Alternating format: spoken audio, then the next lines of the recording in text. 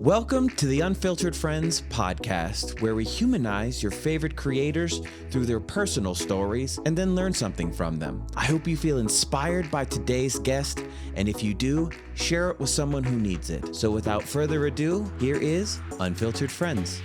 Hello, Unfiltered Friends. Today we have on Iyanna. I was a huge Love is Blind fan, so I started following all of them and then became mutuals with a few of them. I've been following Iyanna for a minute. She's a real one. But before we get into that episode, I really want to highlight one of the reviews I saw on Apple Podcasts. That's a way to really support us. It says, This podcast is like being a fly on the wall when two friends are having the most intimate conversation. It's inviting, refreshing, and will challenge you to grow. So if you are interested in that, make sure you follow and please give a rating. That helps the podcast grow. But now we're about to have, I feel like a real raw conversation. I feel like I can ask you questions and you'll like, you'll just give it to me real, which is exactly what I want. That's like, I think too many people are like, okay, question and then this and then question and that, but I just want to talk to somebody. Like I have some notes here, but it's gonna go where it is. Where it's going to be where it ends up. I like that. that. Yeah. So, okay. Tell people, okay, you're Iyanna. Yes. We covered that. And you were on a show called Love is Blind, which is how, I mean, did you have an audience before Love is Blind? No, not at all. I had on Instagram, I think I would post once a year and I had like 500 followers. So yeah, definitely did not have an audience before this. Well, do you know what the average number of followers on Instagram is? What is it? 150.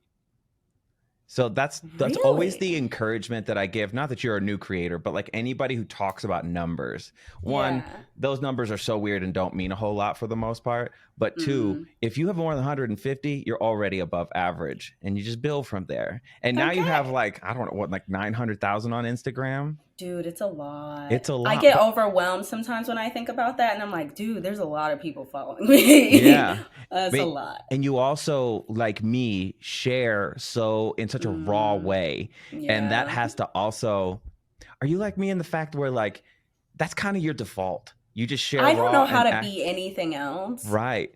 Do you have people who are like, oh my God, you're being so vulnerable. You're like, this is just who I am. Literally, yeah. I remember when we did have a viral clip go viral on my podcast, and I was talking to Kayla about it, and we didn't even think that would go, but we didn't even consider that a vulnerable moment. And so when it did go viral, I was like, do people not talk like this? No. Like, is no one like just honest?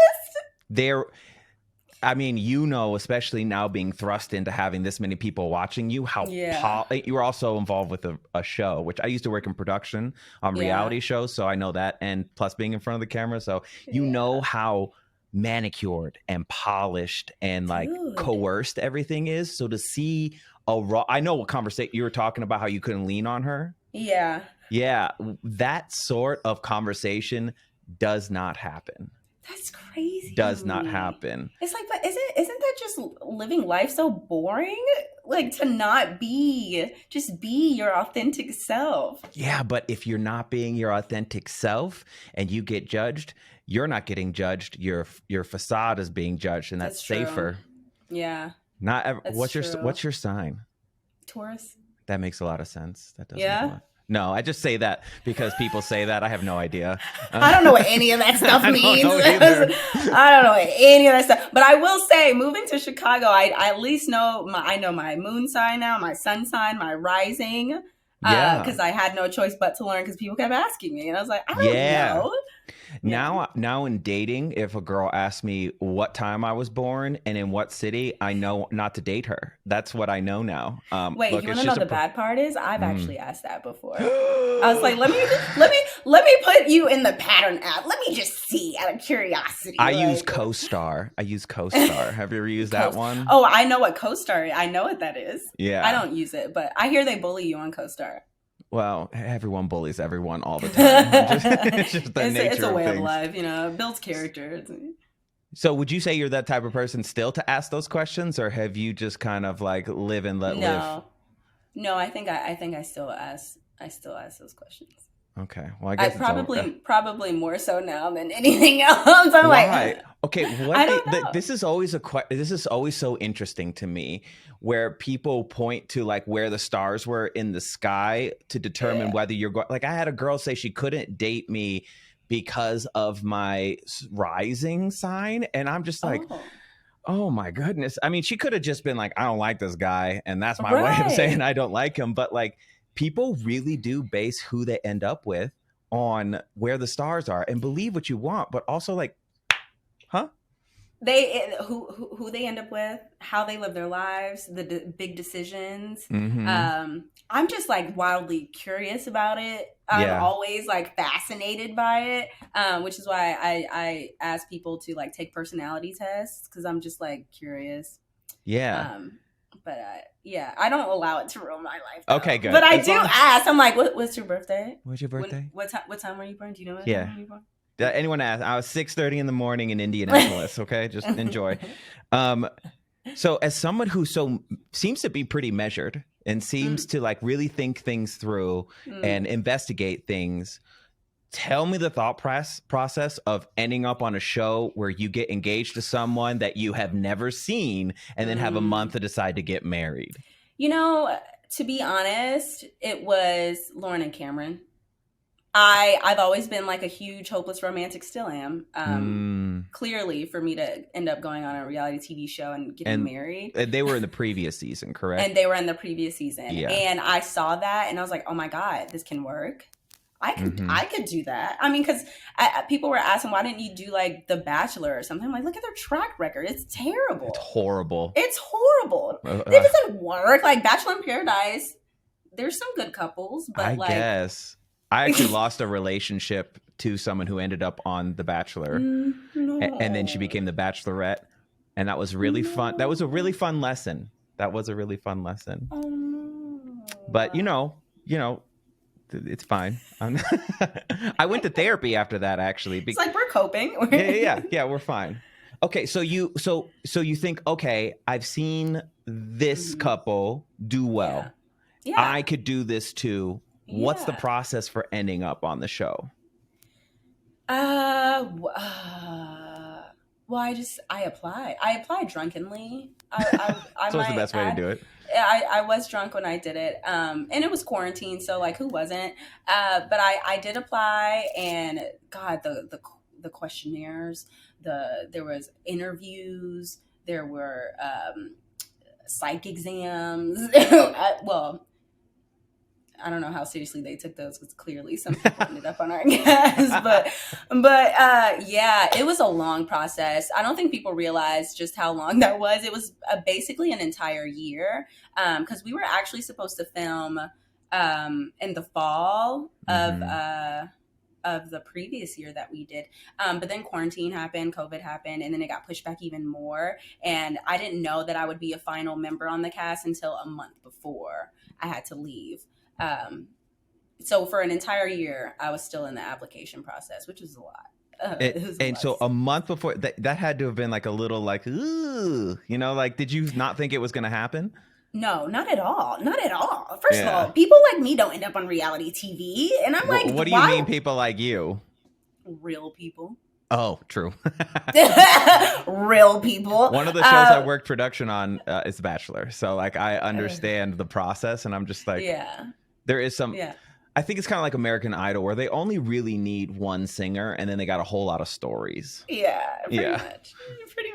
But yeah, that was the whole application process. And I still don't know why they picked me. It didn't make sense. It really didn't make sense. I was like, why? I'm normal. Yeah. Well, maybe that was an aspect of it. Maybe you were the one, Yeah. No, but it was me. It was all me. Yeah. So what's it like in those booths? They're like soundproof booth on the sides, or like you're all in there at the same. How does that work? I'm always fascinated because I know they chop it up. So yeah. So you walk in, you walk in and you see there's like a camera there. There's a camera behind you. In some of the rooms, there's like a window, and you can hear people behind it, and you just see the camera like going back and forth. And then there's a speaker at the bottom of this big wall, a speaker at the bottom that you speak through and you hear through. And other than that, though, like, you don't hear or see anything. You're just in there. You basically feel like you're talking to yourself for a lot of the time, which is why I think it's easy for people to kind of open up, because you're basically just rambling. Yeah, but there's conversation. There's absolutely though, conversation. right? There's absolutely conversation. Absolutely conversation. And we talk for hours on hours on hours, for days. I don't think people realize just how intense the experience can be. But that was by far probably the most intense thing I had ever experienced.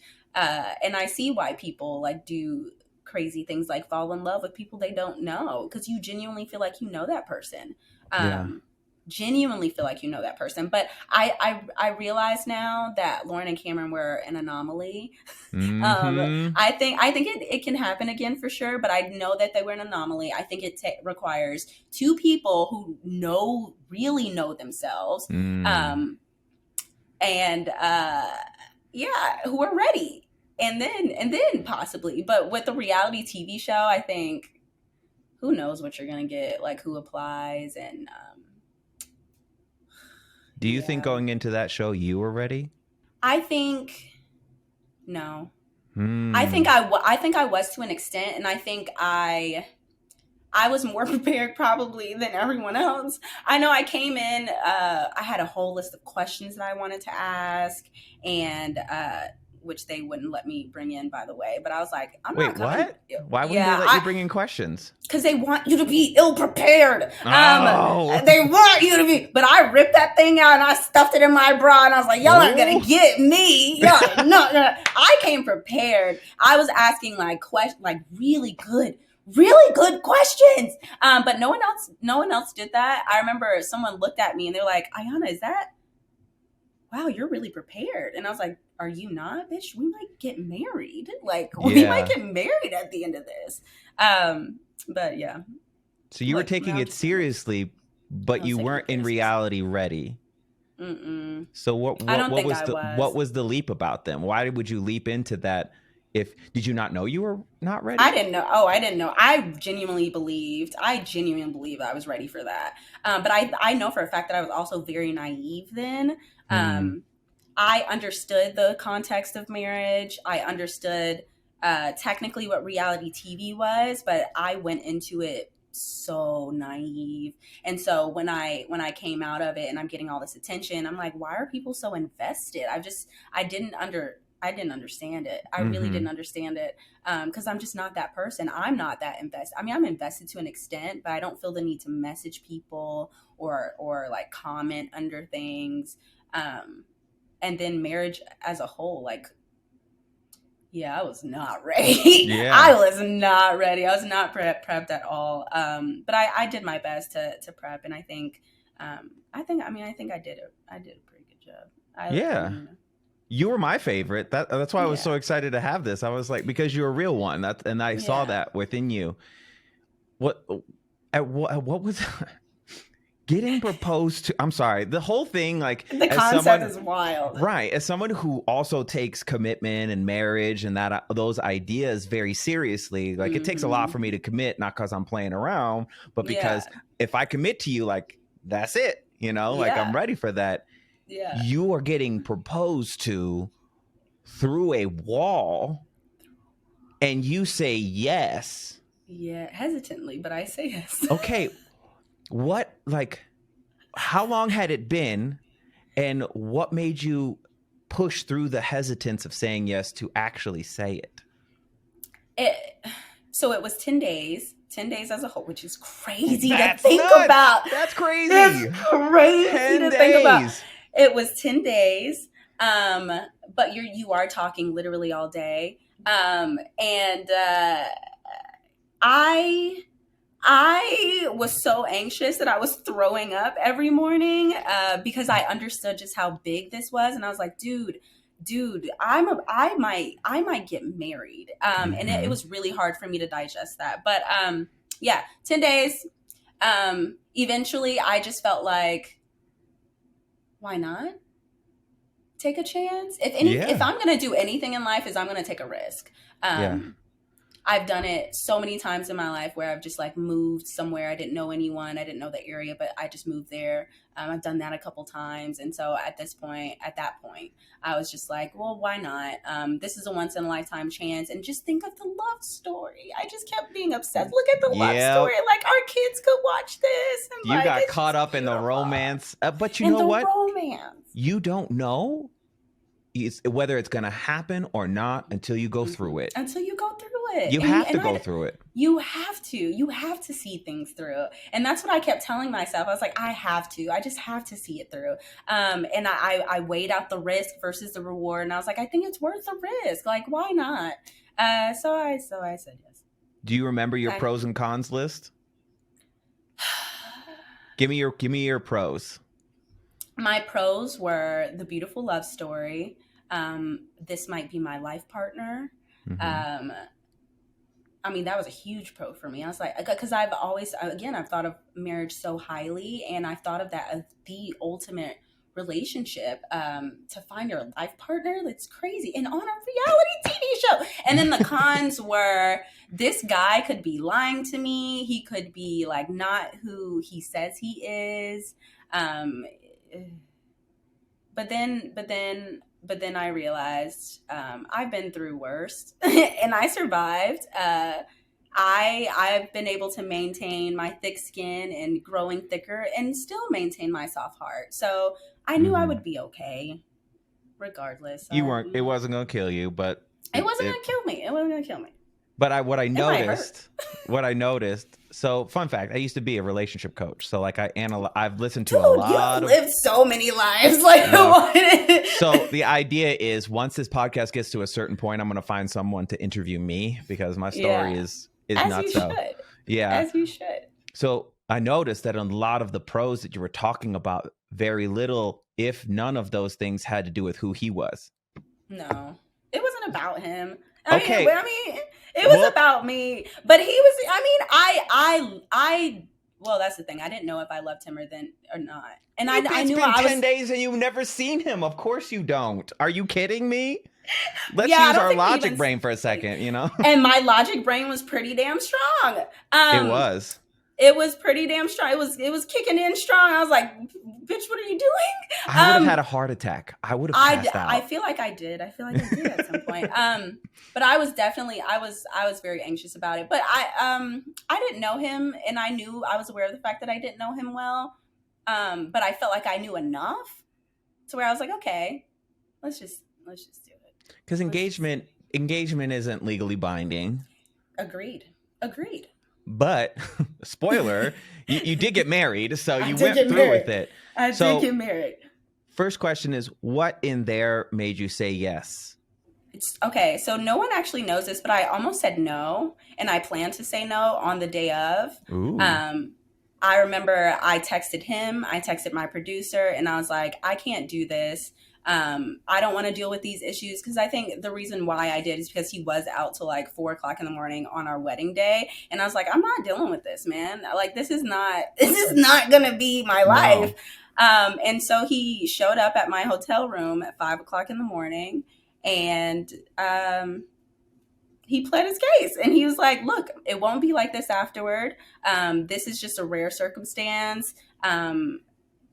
Like, this isn't me. Like, it's going to be great. Like, just take a risk and say yes. And so I did. Yeah. I trusted him. I trusted his words, because I was aware of the fact that we didn't have enough time for me to see action. So I had no choice but to rely on his words. And I typically did struggle with trust at that time. And I was like, Iyanna, maybe this is just a chance to like actually try your best to trust. Mm-hmm. And so I said yes. Yeah. But so as a viewer, I had two thoughts about you two as a couple. One, I was rooting for y'all the whole time, because I thought we were great. Yeah, I thought you guys had the most chance, and the fact that I don't think no one's together from that season anymore, right? Everyone's split up. Okay. Everyone's split up. Yeah. You guys I was rooting for, but I had two thoughts. I had one. Well, it was mostly about you, if I'm honest. it was like, is she seeing something that we aren't seeing, or is this just her having major trust issues? Because part of it was like, man, this guy can't get a break, but then on the same token, we don't know everything that you're seeing. So before the wedding, before the staying out till 4 or 5 o'clock in the morning, even when you initially said yes in the booth and then met him, did he have behaviors that were making you step back even further and question the way that you were on the show? Yeah, and it was the staying out so late, and I think I recognized that he had issues with discipline and self-control. And to me, and especially because I was very much so very traditional then, and how I thought of marriage, and like the man is the head of the household, and like this man is going to be leading my household. And so I just kept thinking about the fact, like, where are you about to lead me to? Like, you struggle with controlling yourself. So yeah, so that was really the biggest thing that I saw, because I didn't have enough time to see anything else. But that was the big thing, because it wasn't really about the fact that he would just go out and stay out super late, but it would the lack of discipline I saw would trickle into other areas of his life. And I was like, I don't need that. I don't need it. But then I said yes, and I signed Then up you for said it. But, yes. Yeah, I said yes. Did you get pressured into saying yes? Like, it seems like you were unwilling participant in the yes process. I know. I was it was him convincing me, because I was gonna say yes, and then the wedding day he stayed out so late, and then he convinced me, and I was like, okay, yeah. The wedding, like the day before you got married, or the day you got married, he stayed out? The day, so technically, I mean, he went out the night before, and then the day it's of course he showed up into the day of, because he was out that late. And I was like, this isn't your bachelor party. You've already had that. What's happening?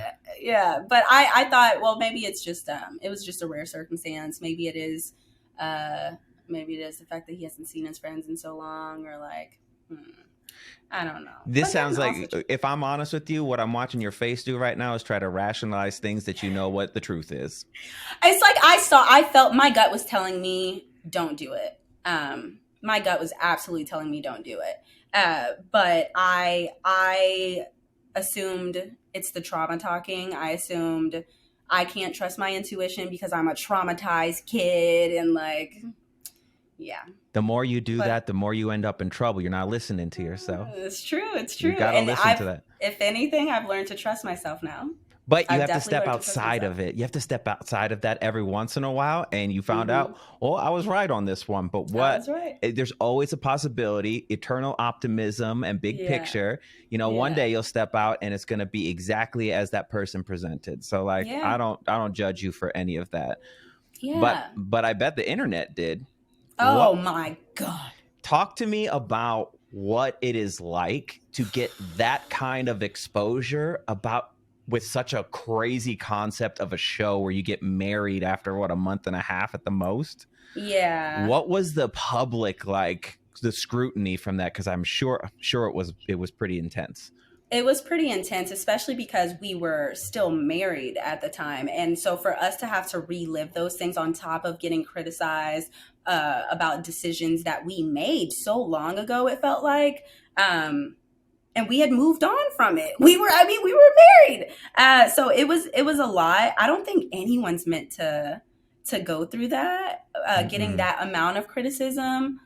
Because I think people really do take what they see for face value, which is so scary to me. They don't understand how reality shows work. They don't understand it. Yeah. They really don't. And people were questioning if it was even real. And I'm like, guys, this was my real life. But I know people don't see me like that. Like the other day, this woman came up to me and she was like, I just want to say I loved your character on the show. And at the time, I'm not gonna lie, I was so high, and I was looking at her like, is she being serious right now? Am I dreaming? But I, hmm. Anyways, it was hard. It was hard to be criticized like that, and people were telling me, "Stand up, Iyanna. You need to stand up. You're so weak. You're so insecure, and blah blah blah blah blah." And I'm like, Mm-hmm. "Y'all don't even know You me." don't know. All right. So use this as your soapbox, right? Stand up on your Yes. soapbox. What are the biggest misconceptions that you perpetually heard about yourself, and what is the correction to those misconceptions? That I am insecure. I'm not. I think and also insecurity, I don't think people realize is very natural. People experience it all the time. You forget. I think they forget that to smell their own shit. And so it's easier to poke fingers. But I'm insecure. I'm not. I'm not an insecure person. That I'm traumatized. I'm not traumatized. I'm healed. I'm perfectly fine, guys. Let me think. What else have I been told? That I'm immature. I am not immature. That what I'm were they childish. basing you being immature on? They were just me questioning Jared about him going out. Apparently was immature. Me expecting him to change that was immature.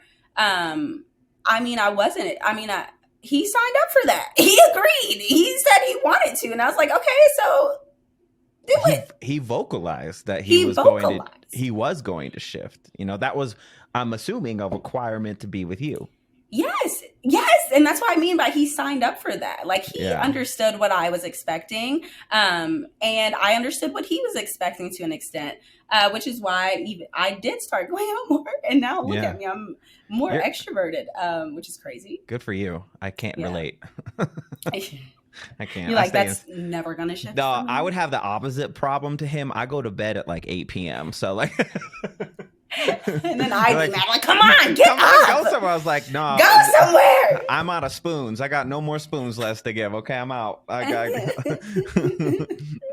So you go through any more misconceptions?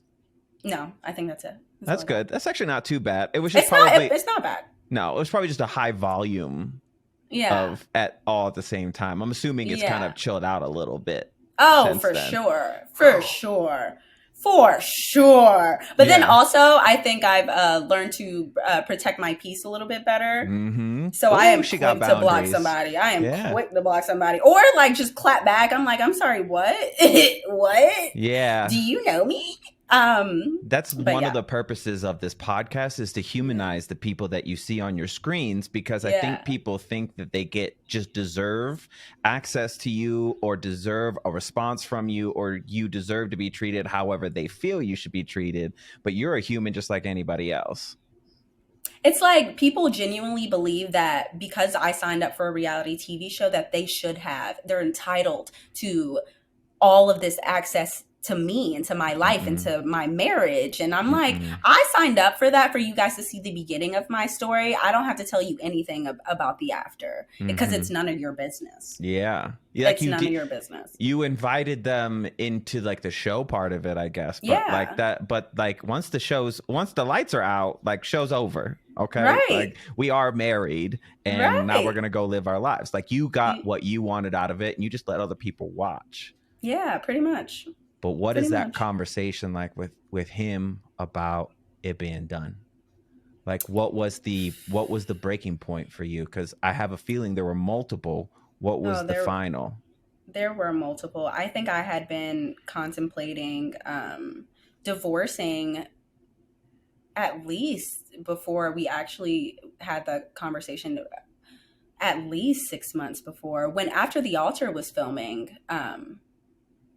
I was contemplating divorce. I mean, clearly people saw it on, people were like, why is she so annoyed with him? It's because I was frustrated by the situation, and Jared's great. Jared's a great guy, but he just wasn't a very good partner. And I felt neglected. I felt unseen by my own husband. And it wasn't even, I mean, he really did do the best that he could with what he had. And I think he genuinely thought he was ready. And I did too. And But I realized you can't make someone do the work for themselves. You can't make Mm-mm. someone want to grow. You can't make someone want to start that journey. And I realized it wasn't my responsibility to push him into that. And I got tired of trying to push him into that. So I said, you know what? I gotta go. Because it started to eat at me. I wasn't myself. I It's like a wasn't myself. pity your stomach feeling where you just constantly know something's wrong. Yeah. Yeah. Yeah. I was like, I can't live like this, man. And people Yeah. kept saying, Iyanna, like, you didn't give it enough time. I think I did. I think I did.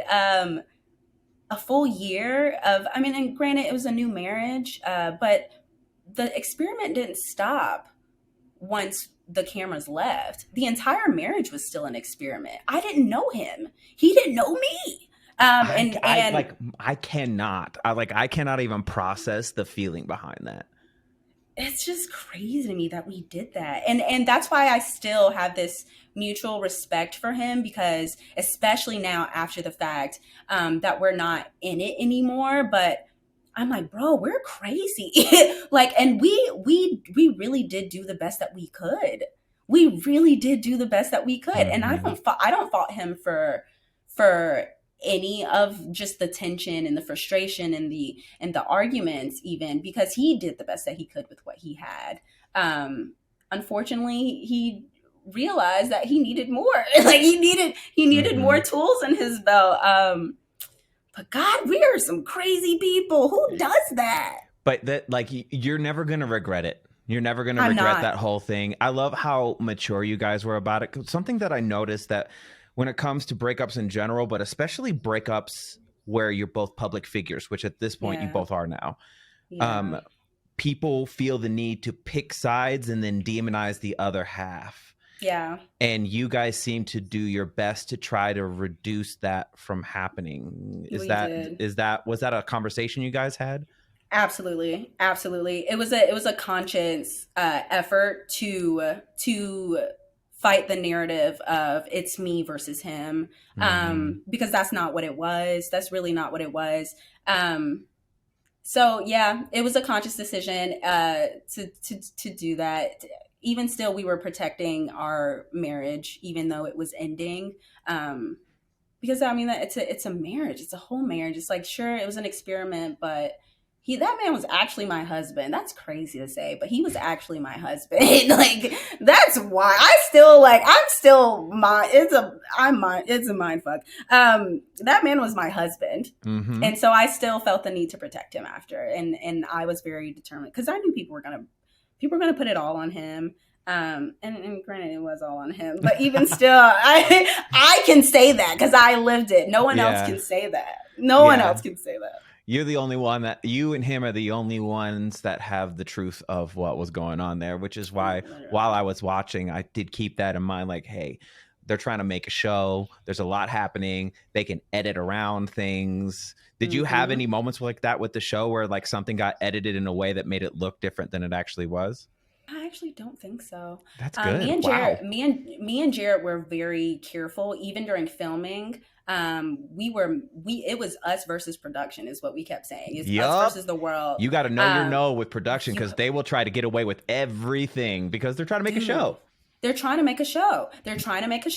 And that's why I kept telling people, they're like, is it real? And I'm like, it's real. Your emotions are real. The reactions are real. It may be poked and prodded, and it may not have naturally happened. However, that shit is real. Shit is real. And we would have constant conversations about what we were willing to share, even on After the Altar. Because, I live my life authentically, and I don't want to be anything than what I am. Mm-hmm. So I had to balance between protecting our marriage, but then also being authentic, which was a really hard balance. So we did have a conversation about it and say, what are we willing to share and what are we not willing to share? Mm-hmm. And because we had already talked about the issue of him going out, and because it was a still very persistent issue in our marriage, we said, okay, well, this is what we'll address.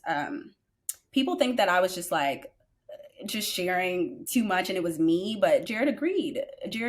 We were a partnership in that. And we were like, yeah, let's talk about it. It's real. That shit's very real. So Why not? Yeah, when I tried to research like the aftermath, because I try to like verse myself on whoever I'm interviewing, every single Yeah. article was just about you crying, like Literally. Iyanna crying. Like it's the same. It's like they just sent. Like how do you like there was? I feel like there was so much more to what the end of that was, other than you just crying on Instagram. Like how do Yeah. you feel when like all you see is that? It is crazy how they deduce an entire marriage to just that. Mm-hmm. And I remember when that went viral, and I felt vulnerable and raw. It's crazy because I shared it, yes, and I specifically shared it on TikTok for a reason, because I like TikTok better. The audience on TikTok is just a lot kinder, and I Really? refuse. Yeah. I have the opposite, the exact Really? opposite. TikTok is brutal. Instagram is Really? mentally well. In my What? experience, yeah. Yeah. That's That's really interesting wild to to me. hear. Like I have the opposite experience. Like I'm not going to say I don't have a wonderful audience on TikTok. I Yeah. do. And there's Yeah. wonderful people in it, but it just seems like a less healthy place than Instagram to me. Wow. Yeah. It's the opposite for me. Instagram people are scary. People, Well, they're scary. And why maybe are they it's because I scary? have because they're bold. They're so bold. Like, why do you feel so bold to say certain things? What are they Like, saying? I mean, even now with them going under Jared's stuff sometimes, and they'll tag me and they'll be like, "You need to call your wife, get your wife back," and I'm like, "You don't. What is happening?" And these are real people. These are real people. I'll click Yes. on the profile sometimes, and they're like full marriages, and they have kids and like businesses, and I'm like, What? "Are you normal?" But they're just bold. They're so bold on Instagram and Twitter. Twitter's a dark place. Twitter is so Yeah, dark. it is. It is. Yeah, I see the same thing that you're talking. Maybe it's just because like your main audience is on Instagram and my main audience is Yeah. like I have 1 million on I TikTok, feel you have like about a that's what million it on is. Instagram, and then I That's have what like it I is. don't know like 140 on here, and you have it's so Like like I think it's just 200. where you're like more exposed. Yeah, I Maybe that's agree. an I but agree. I think what that is just a lot of people taking their own pain and projecting it onto your relationship so that they feel better about it, their I caught situation. on to that way too late, because I genuinely, because I realize about myself. Oh, everyone should, that we have blind spots. I know I have blind spots about myself, which is why I genuinely actually listened to some of the criticism. And then it took me months after the fact to realize, like, some of these people are literally just projecting things onto Most me. of them. Most of them, and it has nothing to do with me. Mm-hmm. Nothing to do with me. But something about me just triggered the fuck out of them, and they felt the need to just like, It's a lot of that, and it's taken a long time for me. I had therapy not to personalize that stuff and realize that like yeah, these people, they don't know me. they don't know me. Even from watching, like I'm not on a reality show, but I'm on platforms. They don't Yeah, really know me. Like I show up as myself, but you miss a yeah, lot of detail, and then you fill in the yeah. gaps with your own information without actually It's talking to me. Good luck It's with your journey, I crazy. guess. I don't It's know. crazy. I remember when I posted something about me smoking weed on TikTok, and I live in and Colorado, so we're pretty 420 friendly here in and this that's household. why I'm like, I live in Chicago, so I'm like, I mean, whatever. It was just such a big deal, and people were like, Iyanna, someone messaged me, was like, Iyanna, you're turning into someone that's not you, and like this isn't you, and I'm like, have we You met? don't know me. I'm like, have we met? Have we met? I'm sorry. What's happening? These are also the same people who are like dousing themselves in alcohol all the time, which is 10 times more damaging than any amount of weed that you could ever smoke. The end. Thank you. Thank you. Do you know Thank the you. reasons why we highly criminalize weed in this country? It has to do with Big Pharma, and it has to do with the 13th Amendment. And anyone hasn't watched the documentary 13th, They should. they Watch should it. and learn. And there are people who are should. part of these administrations who are like, yeah, we wanted to disrupt the Black Panthers and the hippies. Literally. But when you say that, people, I guess it sounds so crazy. They're like, no, that's They literally the people who made the decisions are in the documentary saying this is what we did. Like, it's like, this isn't conspiracy. This is I don't real know what life. to tell you. This But is real life. What's criminal is the tax in Illinois on weed is so much more than here. It's only 15% here. It's like 35, 40% there. It's bad. It's so expensive. Which is why I was like, I need to slow down because especially because I'm about to quit my job. I was like, my finances, I got to think about stuff like that. You know what you should do is what I did. I actually have a brand deal with my dispensary. I reached out to them. They pay me a certain amount a month and they give me a credit for the store. And then it's starting this month. I'm going to do high Q&A. Right? Come on. I love that so much. You're quitting to do social media full time? Yeah. Social media. I'm about to start doing YouTube too. Yeah. Let me guide you and let me help you monetize too. Because there's a lot of people with big followings who make no money. I don't think people. I think people automatically assume because I have a big following, immediately I was making money, and I was like, I gotta work like. And just because the big following means nothing. It's the engagement. It's the, and that's why some people who only has like 100K like are making really good money because of the community and the hello. I'm one of them. and the engagement. Yeah, you got to build a real relationship with your audience, and that's that's the main thing. Literally. And that's what I'm trying to do now. I'm trying to show people who I am and let the people who love me gravitate toward me, and people who don't and are only obsessed about drama or the marriage, like they can. Because you're done. You've literally said like, look, it's done. I made a statement.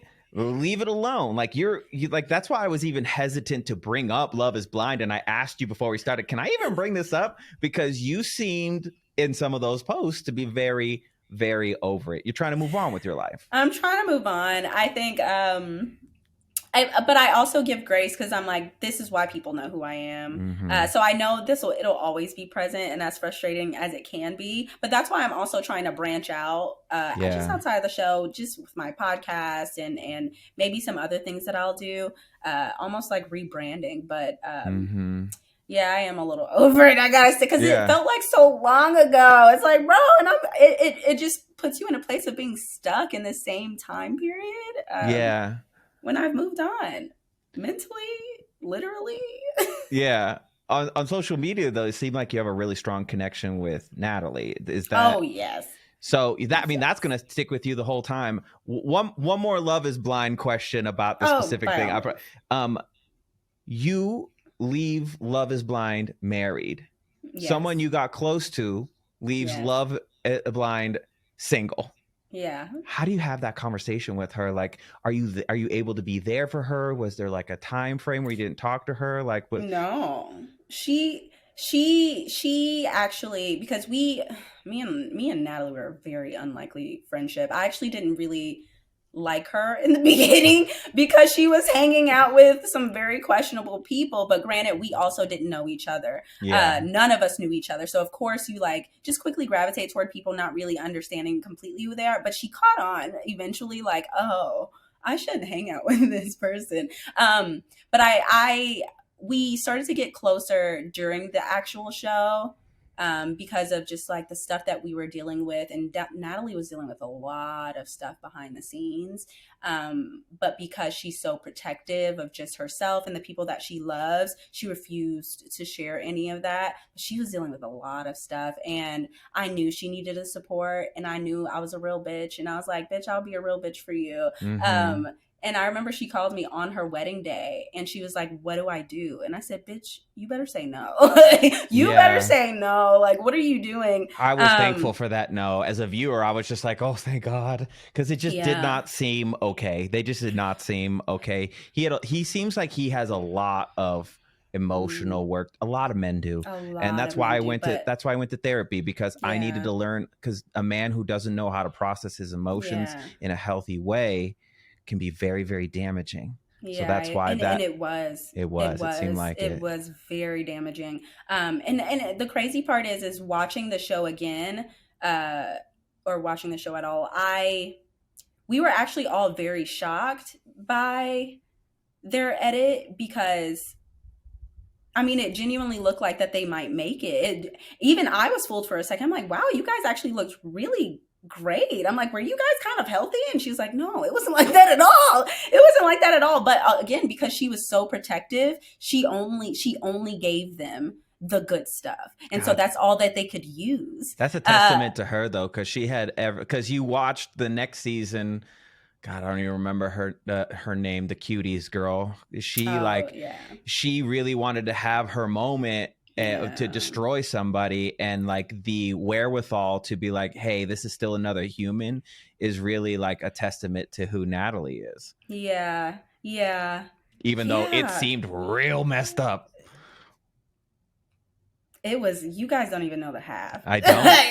You guys don't even know the half of it. But yeah, she did call me on the wedding day. She's like, what do I do? What do I say? And I said, bitch, you better stand up for yourself. Yeah. And you say no.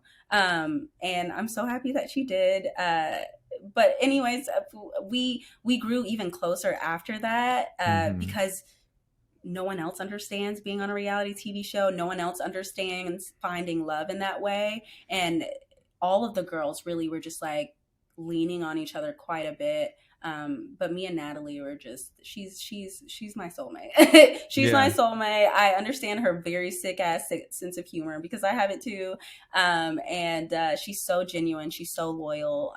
And she's just generally such a kind person. So, I mean, it's easy to be her friend. That's, I know, right? I'm about to have some tears. What are you doing?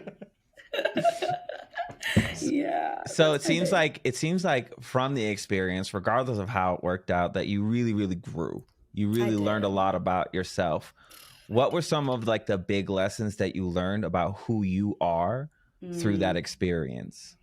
I think I learned who I was. I realized what I have to offer, and I realized that what I do have to offer is very rare. Just the vulnerability that I have and the openness and the honesty that I have, because it's beyond just being honest. It's also like the transparency of it all. I didn't realize that wasn't normal. I didn't realize that wasn't, that was rare. And so I recognized that about myself. And I now love that about myself. I just love me. I love me. Yeah. I was talking to my therapist about that today because an ex from 5 years ago all of a sudden popped up in my life. They tend to do that. Yeah. Why? Like, why though? Because it was good and they know. It's like, yeah, I know I'm great. Now go away. Literally that. But that's what happened. He was like, I've never met anyone else like you and I miss us. And I'm like, but it forced me to take a look back at who I was then and then who I am now. And in this past year, I've gained so much confidence, more confidence than I think I've ever had, that I feel secure within myself. And I know regardless of what happens in life, I'm going to be okay because I trust myself. Yeah.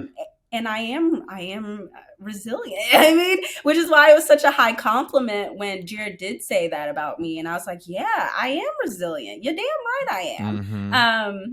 But yeah, I mean, I learned that. I learned my value.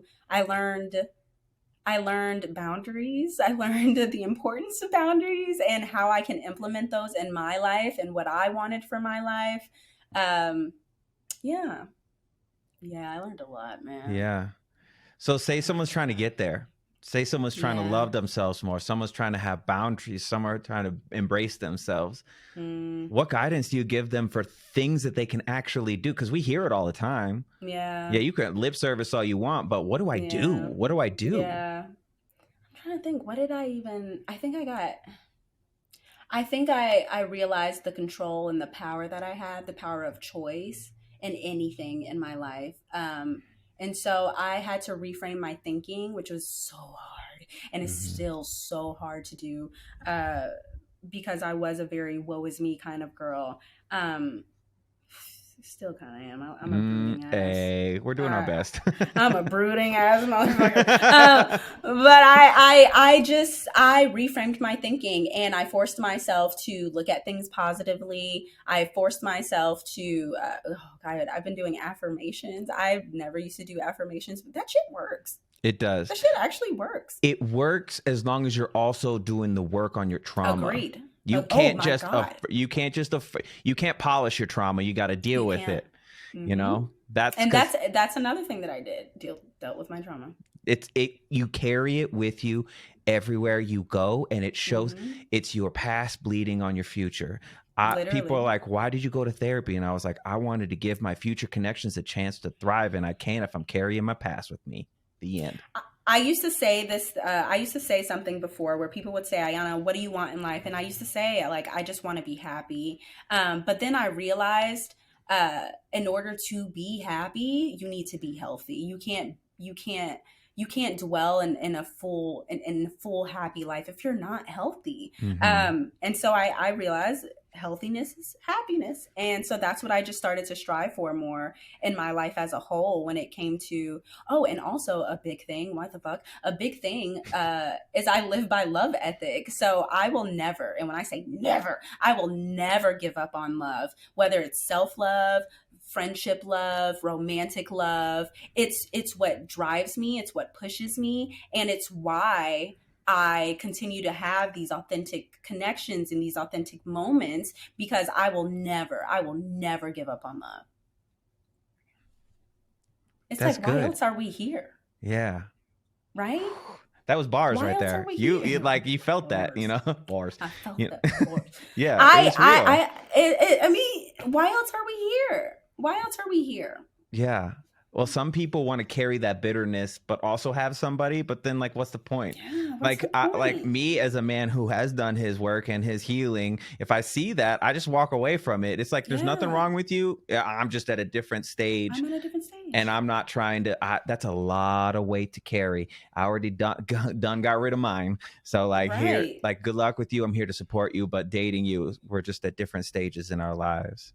Because you value your peace and you realize like that would disrupt it if you're Mhm. being with someone who hasn't done the work. It does disrupt your peace. And Yeah. I remember I felt myself reverting back to things that I had already like worked through, and I was like, I can't do this, what's happening? Yeah. Like, this isn't me. God, what a life. I actually I'm still have a shocked. quote from you that you posted written down. If spending time with you doesn't compare to spending time with myself, then you gotta go. I literally just posted that. I Yeah, know, like, and yeah, I wrote that down for me, but I also wrote it down to talk to you about it. What inspired that? I realized that day because I was in my apartment for hours, and no one, you see the compilation of it all. I was doing that for hours, and I only thought halfway through like, oh, I should record some of this. So I did, but I enjoy my space. I so enjoy my space, and I enjoy my time, and I don't want anyone to disrupt that. So I know if someone is a good fit if they don't disrupt it, and if there is peace in that, and there and spending time with them feels like replenishing, because I'm pretty fun. I'm a pretty great person. I think so. I think so too. Yeah. You seem all right. Yeah, I seem pretty good. Yeah. So yeah, I think I just had that realization, and I was like, wow, I've been doing this for a really long time, just like spending time with myself, and why would I want anyone to disrupt that? Yeah. So I was like, you know what? I feel like someone will resonate with this. Yeah. Let me post it. I'm a more introverted person, so I have a limited amount of energy that I can give per day, and some people drain it, some people maintain it. And if you're not a maintainer, like, I'm sorry, it's just an aspect of who I am, and you either love it or you don't. But I love me for the first time. I'm 41 years old. This is my first time in my life loving me. And do you know how confusing it is to go that long and be like, oh, I could have just done this the whole time. The whole time. Well, I've been wasting my own time. Like, what? I do my best Pulling to not get mad at myself for being so foolish for so long, but it is really difficult. I do that with myself. My therapist is always like, Iyanna, you do realize you're human, right? And you're doing a good job. And I'm like, yeah, am I though? She was No, I like, have to be yes. perfect. Have to be perfect. And I don't know if you had the same thing. My core wound that we worked on was worthiness. And I felt like Yes. I had to do things in order to earn the goodwill of other people, whether that be in relationships, whether that be in the bedroom, whether that be in friendships. And then I was always left empty. Empty, just so empty. I actually realized I had that but this is a new thought for me, that I realize I have that same kind of mindset. I know you do. I like we've been following each other for quite a bit now, and I didn't follow you for the podcast. I was like checking in on you every once in a while. To like, hey, how's it going? I know things are going, so how's it going? And I think it's because we have similar energies with each other. That's why I was just like, oh, I like her. Yeah. But I remember after the show when everyone just liked me so much, I was confused. And I was very confused. I thought people were going to find me wildly annoying, and some people did find me wildly annoying. But a lot of people did gravitate toward me, and I was very confused by that. And I remember having a conversation with there's a woman, her name's Megan Ashley. She has a podcast with B. Simone. They have their Know For Sure podcast. And I spoke to her and I was like, how did you not get in your head? And how did you feel like you deserved all of this? Like, how did you get to a point of feeling worthy? Because even still now I struggle sometimes. And I'm like, why would anyone give a fuck about whatever the hell I have to say? And why are these people gravitating toward me? And I still get in that mindset sometimes. I'm like, do I deserve this? Who determines that? Yeah. You do. I do determine. So stop being mean to yourself. Do you want to hear what one of my, actually, I don't know if you can see, there's like a waveform back there. Mm-hmm. And that waveform is my voice saying this phrase. And I want you to say it with me when we're done. This is my affirmation. I am a masterpiece and I am worthy. Say it. Oh, I am a masterpiece and I am worthy. I'll say that now. That's right. That is beautiful. Beautiful. And I still don't believe it most of the time, but I believe it more than I used to. So progress. That is progress. It's baby steps. That is progress. So, okay. A lot of your presence is based on like your marriage and your dating life and stuff like that. Are you dating now? I am dating. Do you have a person? I have a potential person. Actually, same. I don't talk about my dating life because of how people react to dating lives on social media. I don't want all those people meddling in my stuff. Because once they start meddling, man. Once they start meddling, man. Yeah. But I am dating. I was dating multiple people at one point. That's exhausting. How do you do that? It is exhausting. A lot of compartmentalizing, but I realized I was probably doing myself a disservice by not dating multiple people because I am such a person, like I zone in on like one person. I was like, I can't do that. I have options now. Oh my God, a bitch has options. Look now. At you. It's crazy. Yeah. Options. And I was like, I'd be doing myself a disservice if I didn't do that. But it was definitely difficult. It was difficult. Yeah. But when you know what you want, it was so easy for me to be like, nope. And now I've dwindled down to one person, which is pretty cool. But he's still in the running, He hasn't. They gotta put in the work. This is prime real estate here. Okay. Hello. I realized after the damn show, I was like, I am never moving that fast again. Duh. So I had a guy on my podcast who's diagnosed with narcissistic personality disorder. Oh. And he tells people, he goes to therapy and he's self-aware and he teaches people. He can't help his diagnosis. He just is who he is. I mean, it just is what it is. And he said the one thing that will help you avoid ending up with a narcissist is go slow. Yeah. Because they want to have control over what is happening. And if you don't give them that control, they show their ass real quick. Yeah. Yep. Even before the show, though, I remember I used to move very fast. For example, I remember I went on a Hinge date and he was my boyfriend by date 3. Wow. And we went on these dates within a 2-week period. Whoa. I was meeting his mom by date 2. You know what that is? That's wounds. That's your wounds. It was my wounds. It's your wounds. And the It was my butterflies wounds. is a warning Yeah. system. You learn that.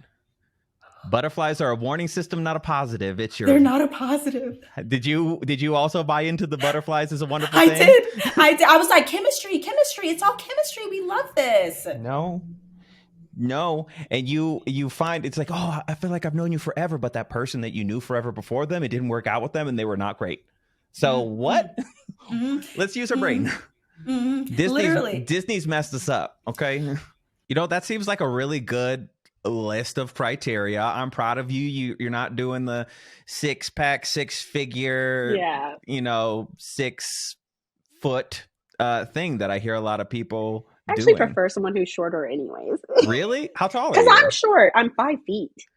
5 feet. Oh, and this came from a trauma. I dated a guy who was 6'4", 3 times my weight, and we were in church.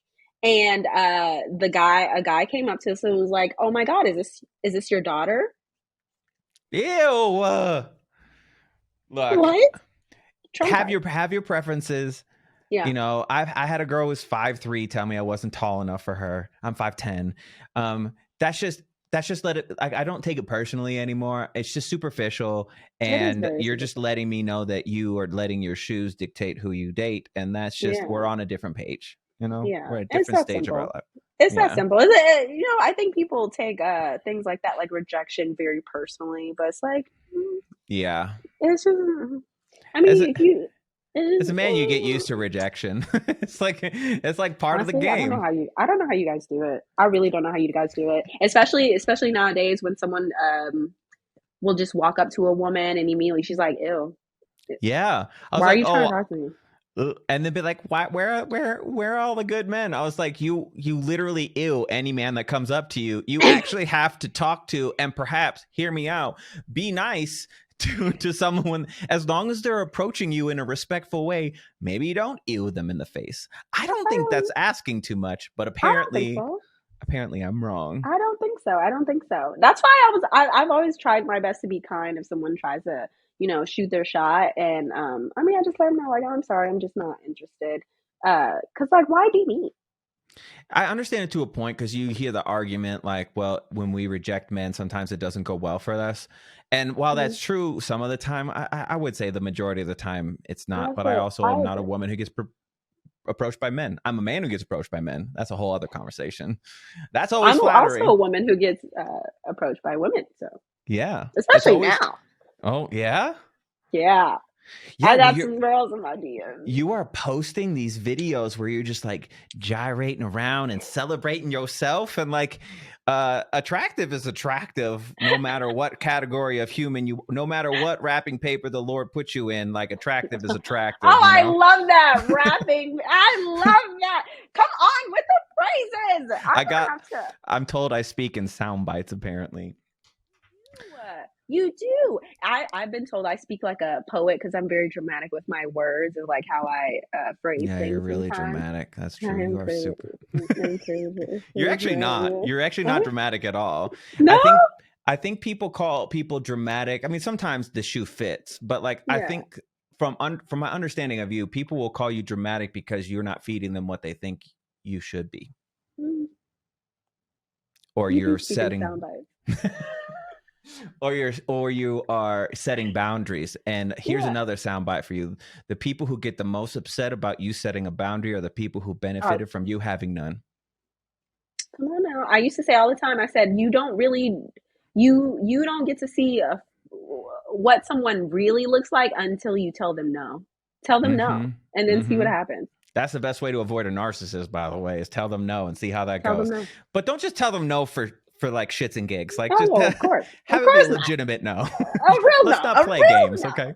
Yeah. So tell me about your podcast real quick. What do you guys talk about? Fill in the blank. Fill in the blank. Fill in the blank is the name.